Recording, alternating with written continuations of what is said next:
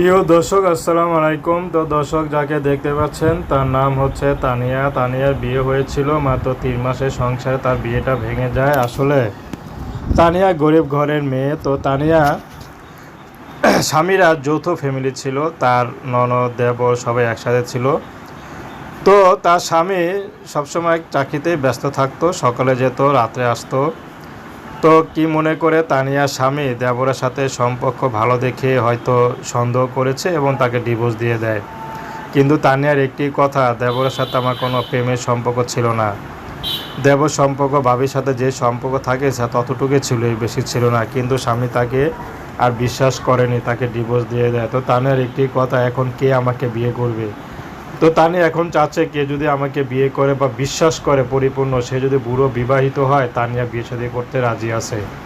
যেহেতু তানিয়ার সন্তান হয়নি, মাত্র অল্প দিনের সংসার, এখনও হাতের মেহেদিও শুকায়নি। তো দর্শক, প্রেম ভালোবাসা বিয়ে শাদী আপনার